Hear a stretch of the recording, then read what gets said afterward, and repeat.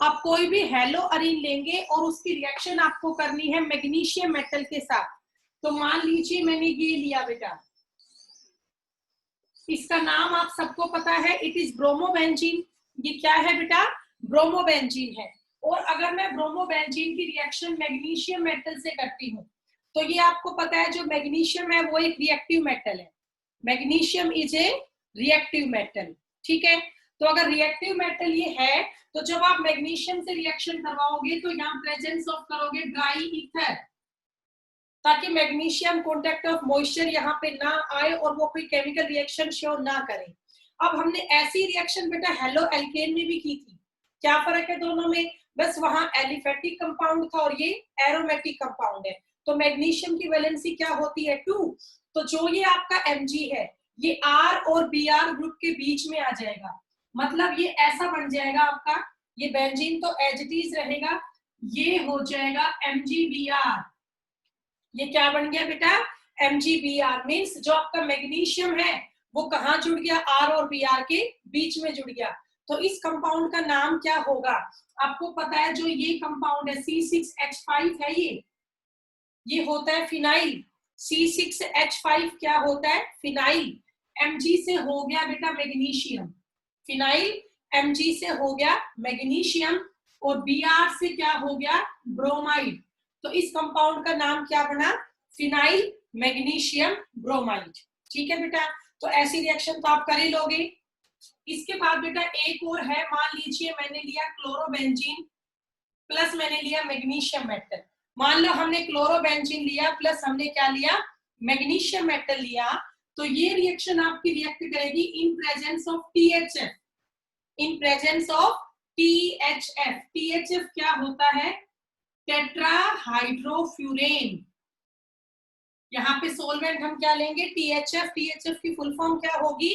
Tetrahydrofuran. Mechanism बिल्कुल same है। Magnesium metal कहाँ जुड़ जाएगी? R और Cl के बीच में। मतलब ये आपका बेटा ऐसा बन जाएगा MgCl, MgCl। और इसका नाम फिनाइल मैग्नीशियम क्लोराइड। इसका नाम क्या होगा? Phenyl magnesium chloride. ठीक है बेटा, तो ये आप कर लेंगे। ओके, अब इसके बाद नेक्स्ट हम करते हैं, अभी हमने रिएक्शन यहाँ पे की मैग्नीशियम के साथ, अब हम यहाँ पे रिएक्शन कर लेते हैं लिथियम के साथ। तो अब हमारा टॉपिक है second, reaction with lithium Li। ठीक है, अब बेटा हम यहाँ पे रिएक्शन करेंगे लिथियम के साथ। तो देखिए जैसा आपका हेलो एल्केन में हुआ था ना, सेम हेलो अरीन में होगा। मान लीजिए मैंने ये लिया ब्रोमोबेंजीन, ये आपका क्या है बेटा? ब्रोमोबेंजीन। आप लोग साथ साथ नोट डाउन कर लें, ये ब्रोमोबेंजीन मैंने लिया और इसकी रिएक्शन में कर दूं 2 मोल ऑफ लिथियम के साथ। इसकी रिएक्शन हम करेंगे प्रेजेंस ऑफ लिथियम। लिथियम भी रिएक्टिव मेटल है, तो यहां हमने ले लिया ड्राई ईथर, ड्राई ईथर। तो हमने बेटा पहले भी ऐसी रिएक्शन की थी। क्या होगा इसमें? एक Li और एक Br, साइड में आपका क्या चला गया? LiBr। साइड में तो क्या आ गया? LiBr प्लस बच आपका क्या गया? ये बेंजीन, और इस पे जुड़ जाएगा Li। आपको समझ में आया? यहाँ बेटा मैंने 2 मोल लिए Li के, तो एक Li तो आपका बेंजीन पे आके जुड़ गया, और एक Li और एक Br साइड में क्या चला गया? LiBr। ठीक है, तो इस कंपाउंड का नाम क्या हुआ? Phenyl lithium. इस कंपाउंड का नाम क्या बना बेटा? C6H5 है ना। C6H5 क्या होता है? फिनाइल, और Li जुड़ गया तो लिथियम। तो ये आपकी रिएक्शन हुई बेटा, फिनाइल लिथियम यहाँ पे बना। जब रिएक्शन किससे करोगे आप? लिथियम के साथ करोगे। ठीक है, इसके बाद बेटा नेक्स्ट है आपका थर्ड, अल्मान रिएक्शन। थर्ड है आपका अल्मान रिएक्शन। ठीक है, अब बेटा अल्मान रिएक्शन में क्या होता है? देखिए हम यहाँ पे लेते हैं आयोडोबेंजीन। अब अगर एक रिएक्शन है तो यहाँ स्पेसिफिक रिएजेंट भी लिए जाएंगे। तो हम यहाँ पे क्या लेंगे? आयोडोबेंजीन प्लस में लेंगे 2 मोल ऑफ Cu। प्लस में क्या लेंगे? 2 मोल ऑफ Cu। और बेटा हम यहाँ पे ना आयोडोबेंजीन के भी 2 मोल लेंगे। आपको इतना समझ में आया? मैंने 2 मोल्स किसके लिए? आयोडोबेंजीन के, प्लस में 2 मोल ही हमने किसके लिए? कॉपर के, और इसको हमने हीट कर दिया, इसको हमने हीट कर दिया। ठीक है बेटा, 2 मोल हमने लिए आयोडोबेंजीन के और 2 मोल ही हमने लिए कॉपर के, और इसको हमने हीट कर दिया। तो अब देखिए बेटा होगा क्या, ये दोनों Cu और ये दोनों I साइड में क्या चला गया, आप खुद देख पा रहे हो, ये दोनों तो आपके Cu और दोनों आपके I साइड में चला जाएगा बेटा, Cu2I2 साइड में क्या चला गया? Cu2I2। ठीक है, क्यूप्रस आयोडाइड, यहाँ कॉपर +1 का चार्ज शो कर रहा है, क्यूप्रस आयोडाइड। अब बचा क्या बेटा? एक बेंजीन कंपाउंड यहाँ बचा और एक आपका बेंजीन कंपाउंड यहाँ बचा। तो मैं इसको ऐसे लिख सकती हूँ, अब ये दोनों ही बेंजीन कंपाउंड को हमने आपस में जोड़ दिया। ठीक है, तो अब इस कंपाउंड का नाम क्या पड़ा बेटा? तो आपको ये समझ में आ रहा होगा, ये भी C6H5 है और ये भी क्या है? C6H5 है। तो 2 फिनाइल को हमने आपस में जोड़ दिया, तो इसको हम बोलेंगे डाइफिनाइल। इसको हम क्या कहेंगे बेटा? डाइफिनाइल कहेंगे। तो यहाँ पे डाइफिनाइल बना और प्लस में क्या निकल गया? क्यूप्रस आयोडाइड निकल गया। तो आपको बेटा अलमान रिएक्शन समझ में आई? जब कोई भी रिएक्शन हम करते हैं ना, तो वो स्पेसिफिक होती है, मतलब उसमें वही प्रोडक्ट बनता है, वही रिएजेंट आपको लेने होते हैं। तो जब हम आयोडोबेंजीन की रिएक्शन करवाते हैं कॉपर पाउडर के साथ, जब बेटा हम आयोडोबेंजीन की रिएक्शन करवाते हैं कॉपर पाउडर के साथ और इसको हीट करेंगे, तो यहाँ पर बाइफिनाइल या डाइफिनाइल की फॉर्मेशन हो जाती है और साइड में निकल जाता है क्यूप्रस आयोडाइड। इसी को हम बोलते हैं अलमान रिएक्शन। ठीक है, कर लेंगे आप? ओके, अब इसके बाद नेक्स्ट आप देखिए 4th। 3 रिएक्शन मैं आपको करवा चुकी हूँ, मैग्नीशियम से, लिथियम से और अलमान सिंथेसिस। अब इसके बाद आपका नेक्स्ट है reaction with sodium. Reaction with sodium. अब हम हेलोअरीन की रिएक्शन किससे करेंगे बेटा? सोडियम से करेंगे। ओके, तो बेटा यहाँ पे 2 रिएक्शन आपकी होगी सोडियम के साथ। जब आप सोडियम से रिएक्शन करोगे तो यहाँ पे 2 रिएक्शन होगी। पहली रिएक्शन है आपकी वुड्ज-फिटिग रिएक्शन। अगर आपको ध्यान हो बेटा, मैंने आपको पहले करवाई थी वुड्ज रिएक्शन, करवाई थी ना हेलो एल्केन में, हमने एल्काइल हैलाइड लिया था और उसकी रिएक्शन सोडियम मेटल से की थी, और मैंने बताया था वहां पर हमेशा सिमेट्रिकल एल्केन की फॉर्मेशन ही होती है। तो आप लोग पीछे के टॉपिक में देखना बेटा, आपको वहां मिल जाएगा, मैं आपको पहले करवा चुकी हूँ वुड्ज रिएक्शन। तो ये रिएक्शन कौन सी है? ये है वुड्ज-फिटिग रिएक्शन।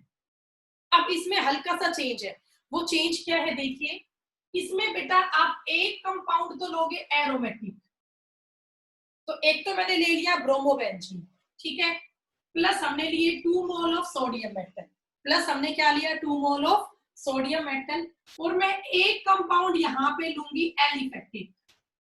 अब इस डिफरेंस को समझे, यहाँ पे क्या किया हमने, मैंने एक कंपाउंड तो एरोमेटिक लिया, ये कंपाउंड तो आपका एरोमेटिक है बेंजीन पे Br, और ये कंपाउंड आपका एलिफेटिक है CH3B।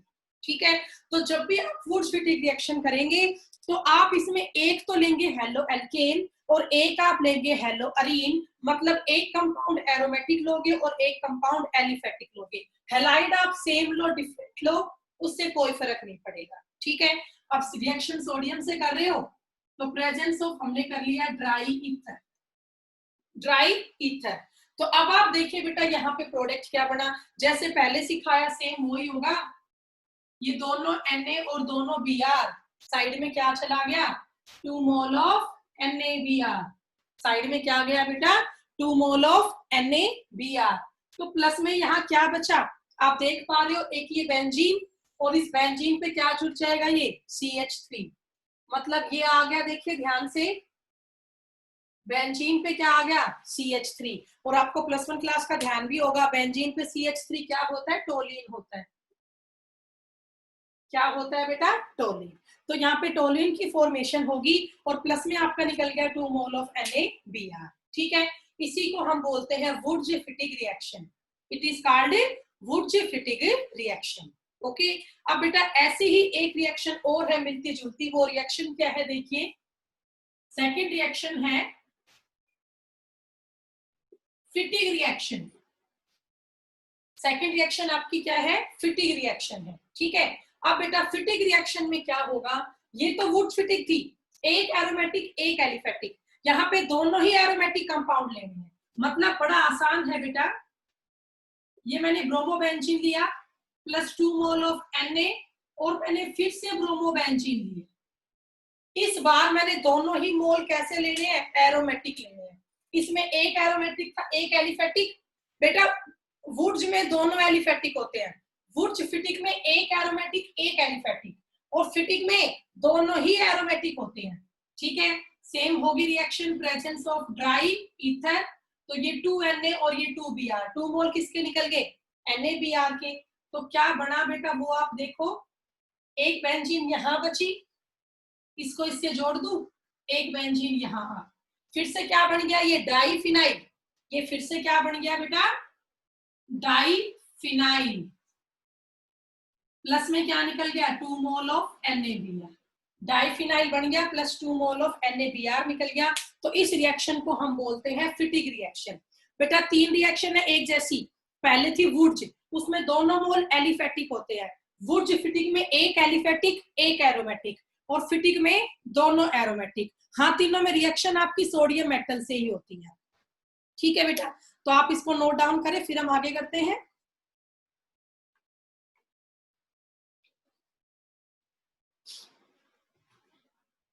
बेटा किसी बच्चे को कोई डाउट है?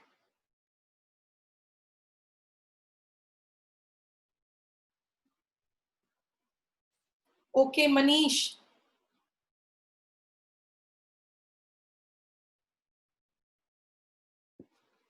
मनीष बोलिए बेटा। हम क्लोरोबेंजीन में ये THF क्यों लिया था? बेटा क्लोरोबेंजीन जो है ना, ये ज्यादा सोल्यूबल होता है टेट्राहाइड्रोफ्यूरेन सॉल्वेंट में, हमने सोल्युबिलिटी तो पढ़ रखी है ना। हाँ, इसीलिए हमने यहाँ पे सोल्वेंट कौन सा लिया, THF लिया। हाँ, ड्राई ईथर लोगे तो भी रिएक्शन हो जाएगी, लेकिन यहाँ पे ड्राई ईथर का यूज ना करके हम किसको लेते हैं, THF को, due to its high solubility.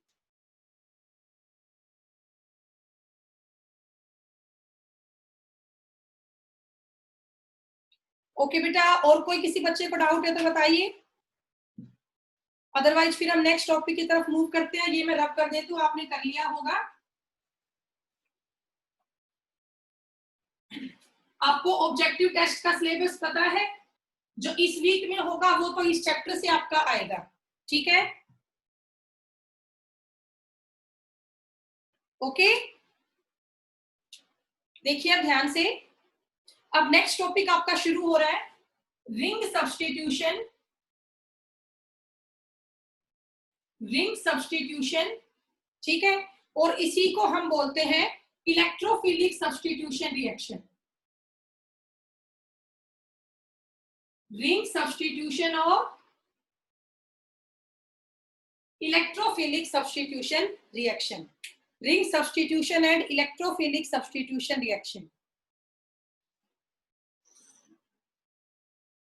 बेटा अभी कुछ देर पहले एक बच्चा ऐड हुआ है RPS के 000031, एक बार ये बच्चा अपनी वीडियो ऑन करें। दीपक मैम। ओके बेटा अपना नेम एंटर कर लो, ठीक है, फिर ऐसे कंफ्यूजन होता है। ठीक है। ओके देखिए बेटा अब आगे, अब हमारा टॉपिक है रिंग सब्स्टिट्यूशन और इलेक्ट्रोफिलिक सब्स्टिट्यूशन रिएक्शन। आपको नाम से मतलब समझ में आ रहा होगा, इलेक्ट्रोफिलिक सब्स्टिट्यूशन मतलब यहाँ पर किसका रिप्लेसमेंट होगा, इलेक्ट्रोफाइल का। यहाँ पर किसका रिप्लेसमेंट होगा, इलेक्ट्रोफाइल का। Electrophiles are electron loving species, ये तो आपको पता ही है बेटा। इलेक्ट्रोफाइल्स क्या होते हैं, इलेक्ट्रॉन लविंग स्पीसीज होते हैं, ठीक है। तो अब यहाँ पर हमें करना है रिंग सब्स्टिट्यूशन। तो जब भी आप हेलो अरीन लोगे, जब भी आप क्या लेंगे, हेलो अरीन, ये बड़ा इंपॉर्टेंट क्वेश्चन है बेटा। जब भी आप हेलो अरीन लेते हो और हेलो अरीन में आप करवाते हो इलेक्ट्रोफिलिक सब्स्टिट्यूशन, जब भी आप हेलो अरीन में क्या करवाते हो, इलेक्ट्रोफिलिक सब्स्टिट्यूशन, तो वो हमेशा या तो ऑर्थो पोजीशन पे होता है या पैरा पोजीशन पे होता है।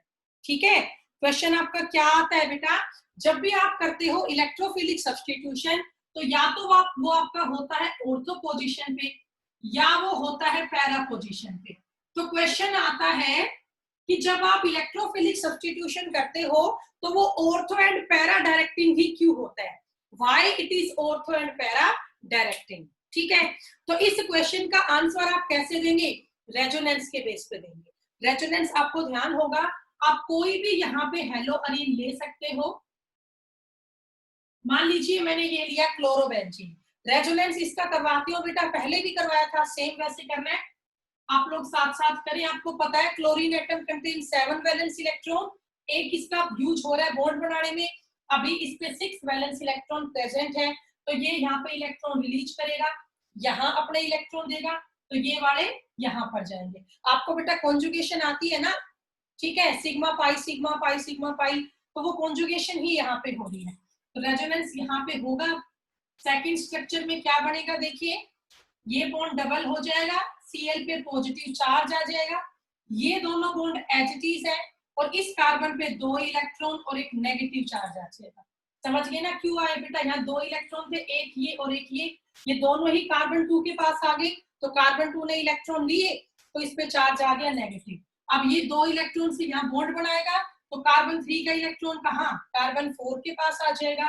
तो इस बार क्या बना बेटा, आप करके देख सकते हो, ये बॉन्ड अब भी डबल ही रहेगा, Cl पॉजिटिव, ओके, यहाँ पर एक बॉन्ड आ गया, ये बॉन्ड अब भी एच है, और कार्बन नंबर 4 पे अब क्या आ गया, नेगेटिव चार्ज। ठीक है, अब ये नेगेटिव यहाँ बनाएगा बॉन्ड, तो ये वाला इलेक्ट्रॉन अब यहाँ पे शेयर होगा। तो अब आप बताइए यहाँ पे क्या बना बेटा,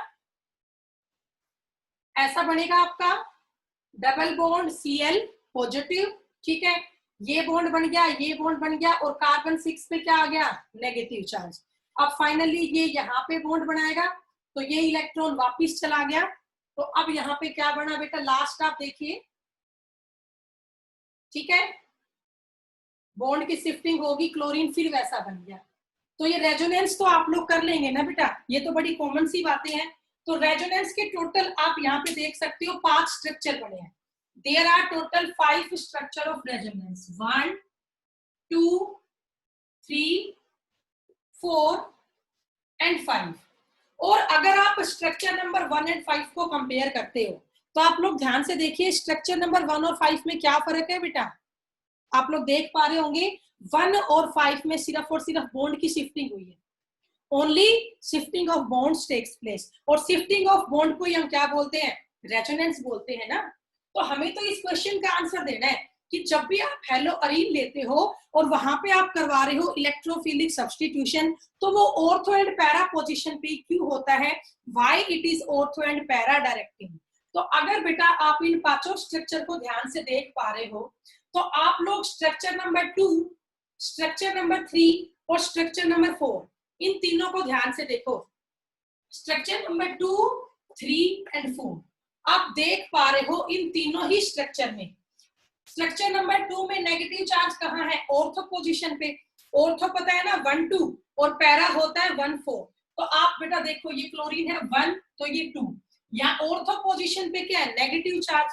स्ट्रक्चर नंबर 3 में नेगेटिव चार्ज कहाँ है, 1 4, पैरा पोजीशन पे है, और बेटा फोर्थ पे फिर देखो आप 1 2, फिर से कहाँ आ गया नेगेटिव चार्ज, ऑर्थो पे।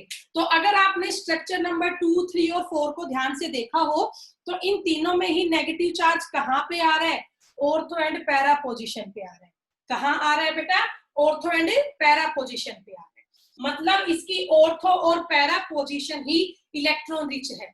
Ortho and para position are electron rich. और इलेक्ट्रोफाइल्स क्या होते हैं, they are electron loving species, इनको इलेक्ट्रॉन ही तो चाहिए बेटा। तो इन्हें इलेक्ट्रॉन किस किस पोजीशन पे मिलेंगे, या तो ऑर्थो पे, ये 2 जगह तो ऑर्थो है, या बेटा पैरा पे। तो आपको ये बात समझ में आ गई होगी कि why haloarene are ortho and para directing. ठीक है बेटा, बताइए क्या आपको ये टॉपिक समझ में आ गया। शो योर थंब इंप्रेशन, फिर मैं आगे करवाती हूँ इसको।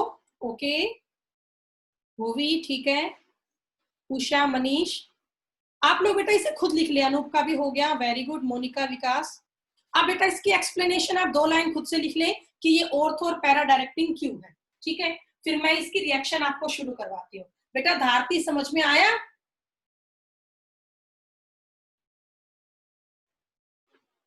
रब कर रही हूँ बेटा आप, मैं इसको एक्सप्लेनेशन आप खुद लिख लें कि ये ऑर्थो एंड पैरा डायरेक्टिंग क्यों है। तो अब हम यहाँ पे शुरू करेंगे मैकेनिज्म, अलग अलग रिएक्शन इनकी हम शुरू करते हैं। तो सबसे पहले हमारा है, फर्स्ट है chlorination. First is chlorination. Chlorination का मतलब होता है एडिशन ऑफ क्लोरीन। बेटा क्लोरीनेशन का मतलब क्या होगा? एडिशन ऑफ क्लोरीन, ठीक है। तो हम क्लोरीन कैसे ऐड करेंगे वो आप देखिए। मान लीजिए बेटा मैंने यहाँ क्लोरोबेंजीन ही लिया है, हमने यहाँ पे क्या लिया है? क्लोरोबेंजीन, और हमें इसका क्लोरीनेशन ही करवाना है। क्लोरीनेशन का मतलब क्या है? Addition of chlorine. तो मैंने इसमें ऐड कर दिया Cl2। हमने इसमें क्या ऐड कर दिया? Cl2, ठीक है। Presence of anhydrous AlCl3, presence of anhydrous AlCl3। अभी बेटा समझाऊंगी मैंने यहाँ पे AlCl3 क्यों लिया, एनहाइड्रस, या आप यहाँ पे FeCl3 भी ले सकते हो। अभी करवाऊंगी आगे बेटा। वैसे मैं आपको पहले ही बता चुकी हूँ एक बार पूरा, लेकिन फिर दोबारा करवा दूंगी अभी कि हमने यहाँ पर ये क्यों लिया AlCl3। पहले आप इसका आंसर सुन लें। जो ये Cl2 है ना, ऐसे लिख ले इसको। तो क्या होगा? ऑर्थो और पैरा पोजीशन से एक एक H हटेगा और बदले में वहां क्या जुड़ जाएगा? Cl। पहले मैं इसका आंसर लिख देती हूँ बेटा। एक बार तो हमने क्या किया? ऑर्थो पोजीशन से क्या हटाया? H। 1 2 ये ऑर्थो पोजीशन है ना, ऑर्थो पोजीशन से मैंने क्या हटाया? H, प्लस में यहाँ क्या जोड़ दिया बदले का? Cl।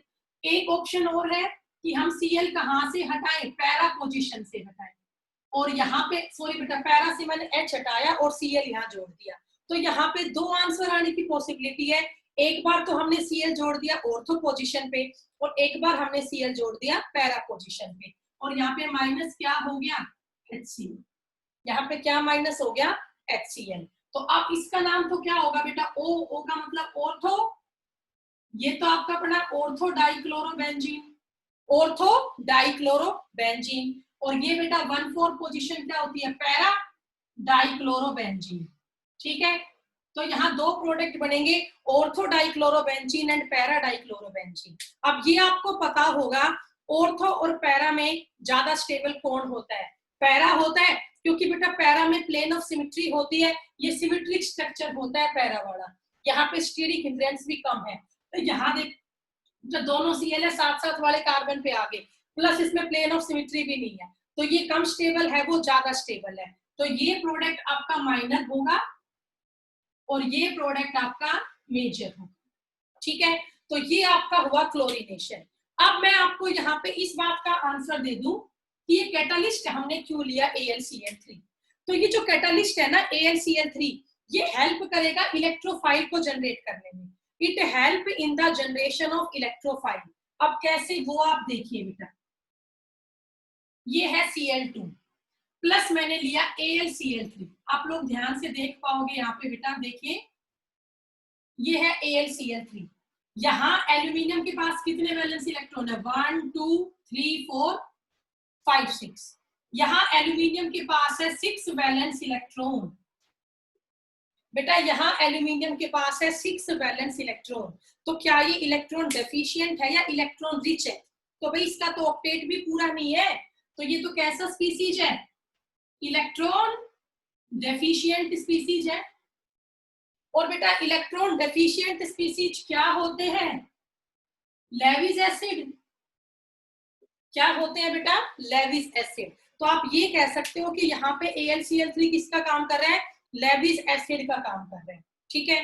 तो अब बेटा एल्यूमिनियम को इलेक्ट्रॉन चाहिए ना, ये तो इलेक्ट्रॉन डेफिशिएंट स्पीसीज है, तो अब ये इलेक्ट्रॉन किससे मांगेगा वो आप देखिए। ये है क्लोरीन मॉलिक्यूल Cl2, बीच में इसके 2 इलेक्ट्रॉन है, ऐसा ही है ना, एक इस क्लोरीन का इलेक्ट्रॉन है और एक इस क्लोरीन का इलेक्ट्रॉन है, ठीक है बेटा। यहाँ पे 2 इलेक्ट्रॉन है आपके क्लोरीन के, तो अब इन दोनों के पास AlCl3 आ गया। तो अब ये AlCl3 क्या करेगा बेटा, यहां से इलेक्ट्रॉन मांगेगा, किससे, Cl2 से। तो अब इन दोनों क्लोरीन ने मिलकर क्या किया, अपने ये दोनों इलेक्ट्रॉन किसको दे दिए, Al को। ध्यान से देखना बेटा, मैंने Cl2 को यू लिख दिया, Cl पॉजिटिव Cl नेगेटिव। क्या आपको ये बात समझ में आई बेटा? ये दो इलेक्ट्रॉन है, एक इस क्लोरीन का था, एक इस क्लोरीन का था। इसने क्या करा, अपना ये इलेक्ट्रॉन इसको दे दिया। तो इस क्लोरीन ने अपना इलेक्ट्रॉन इसे दे दिया, तो इस पे चार्ज कैसा आ गया, पॉजिटिव। और इस क्लोरीन को अब दो इलेक्ट्रॉन मिल गए, एक तो इसका खुद का है, एक इसे इस क्लोरीन ने दिया। तो अब इसके पास दो इलेक्ट्रॉन आ गए, तो इस पे चार्ज भी कैसा आ गया, नेगेटिव आ गया। अब Cl नेगेटिव कहां जाके जुड़ गया, AlCl3 के पास। तो क्या बना हुआ, आप देखो बेटा, यहां क्या बच गया, Cl पॉजिटिव।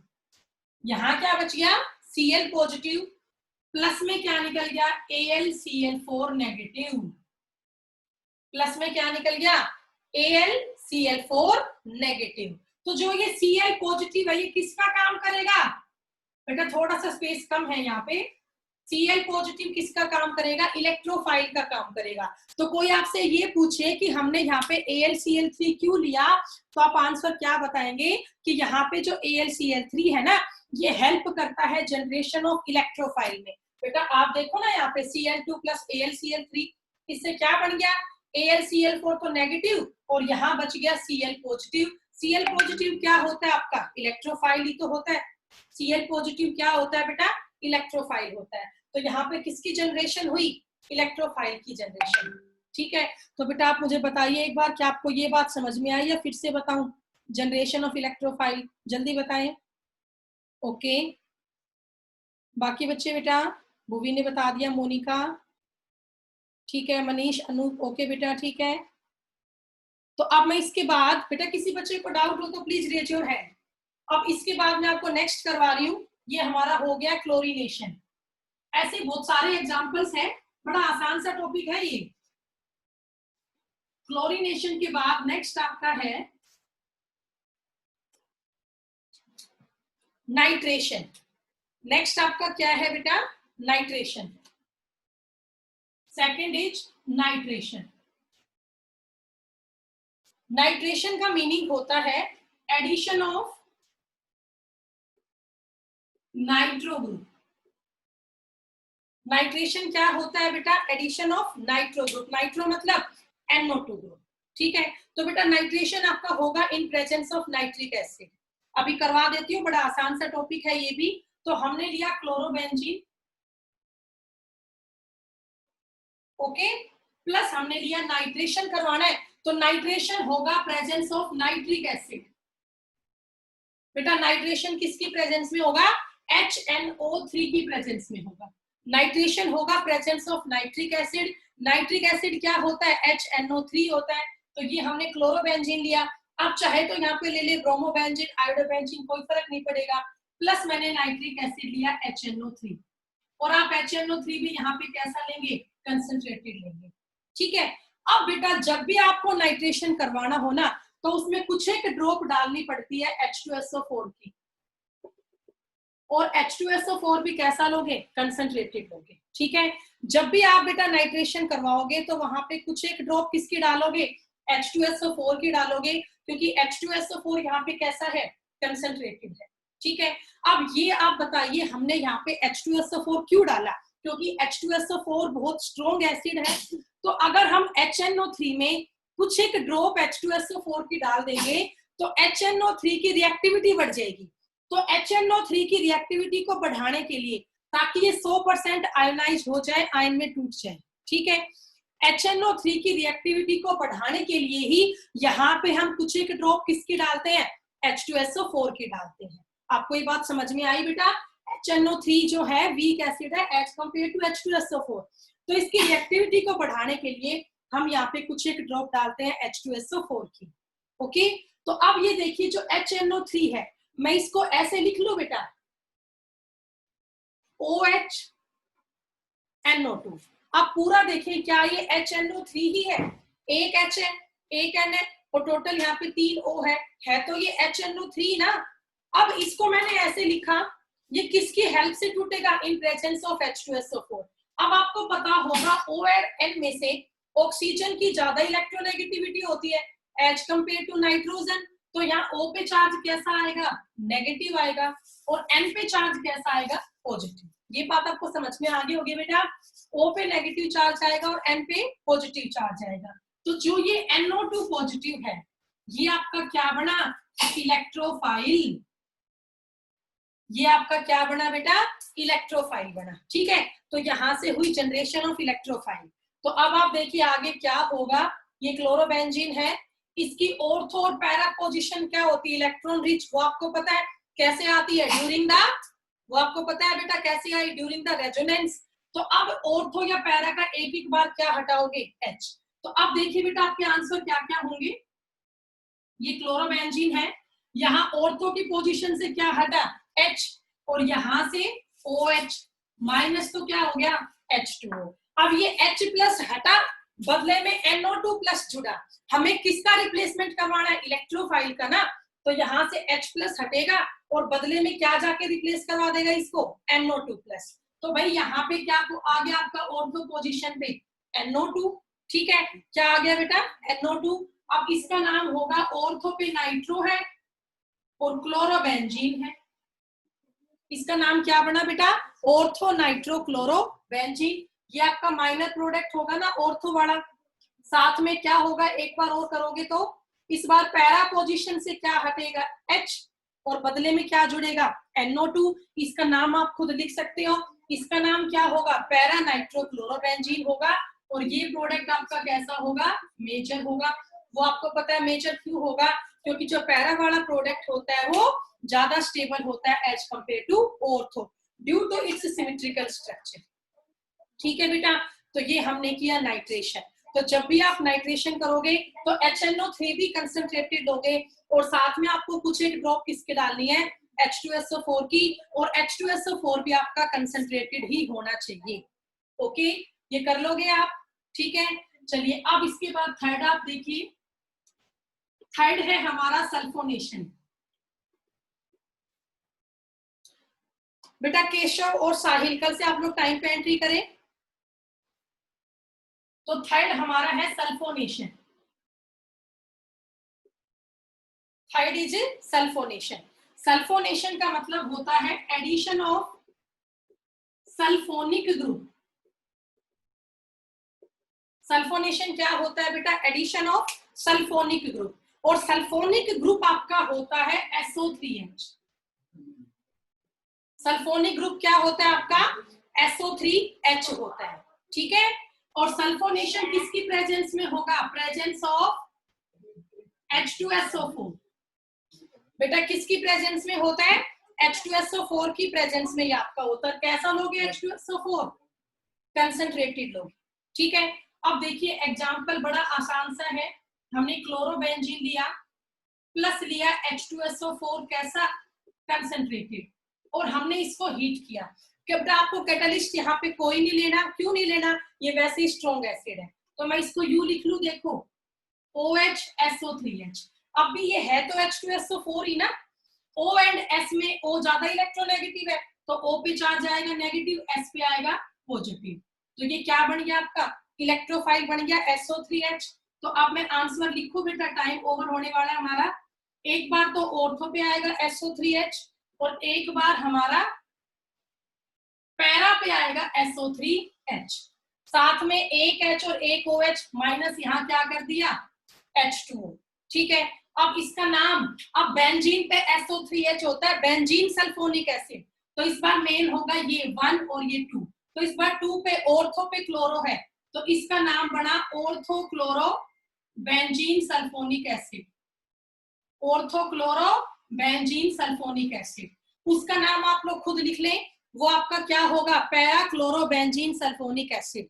तो ये आपका हुआ ऑर्थो क्लोरोबेंजीन सल्फोनिक एसिड, ये आपका हुआ पैरा क्लोरोबेंजीन सल्फोनिक एसिड। ठीक है बेटा, ऑर्थो वाला प्रोडक्ट फिर से माइनर होगा, पैरा वाला प्रोडक्ट आपका फिर से मेजर होगा।